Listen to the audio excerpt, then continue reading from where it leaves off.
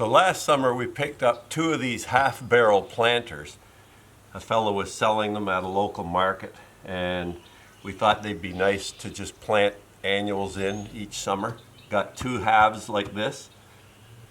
These metal straps, or hoops as they're known, were not screwed into the wood beforehand. They were just put onto a tight location, and since then the wood has shrunk as it's dried out, and now these have become loose. So today I'm going to drill some holes through these hoops and put screws into the wood to make sure they're good and tight. Before I do that, I have to tamp down on these hoops to make sure they're in the tightest position they can be in.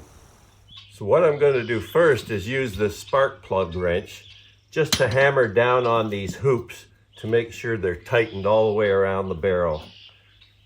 And you can see here the old rust marks from where the hoops were when we first got them. So some of them have moved as we've carried them around a bit, and some have just moved on their own. You can see this one can move totally upwards. We have to get this fixed, or these staves as they're known, the boards of the barrel, may be able to move or fall out of here. So we have to get them put in strongly. So I can see here I've got to push this one down a bit.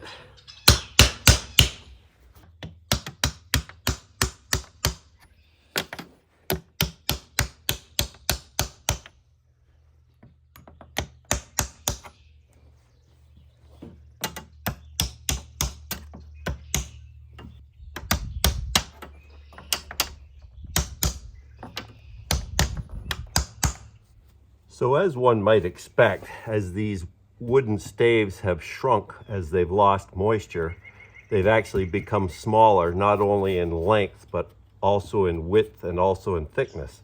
So now the hoops have to go down a bit further to become quite tight.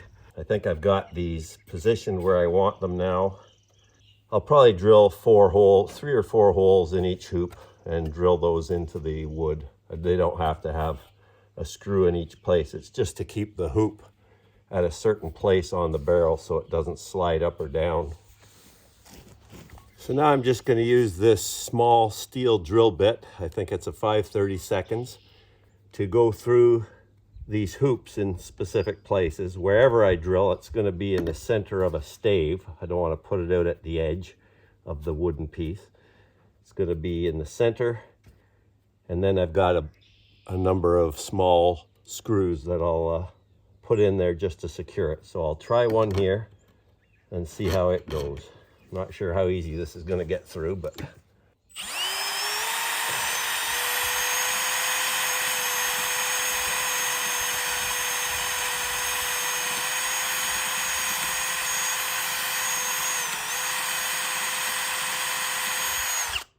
need to adjust the speed here a bit maybe.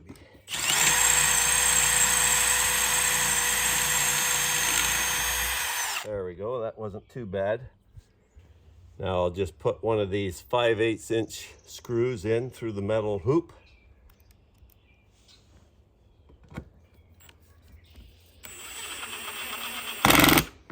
There we go.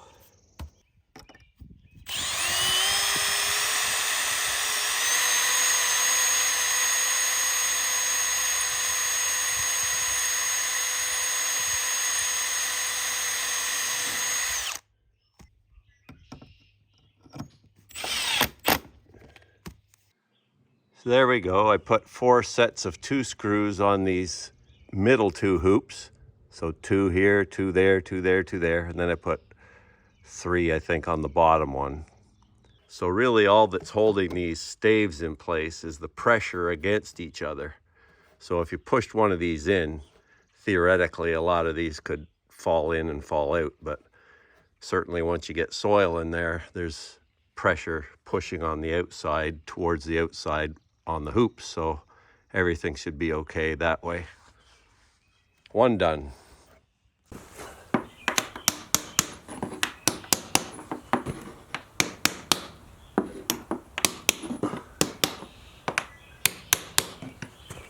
Okay, I've gone around the second barrel and tightened all the hoops on it, brought them down about a 1/2 inch or so. Now I'll get some holes drilled into those hoops and screw them on.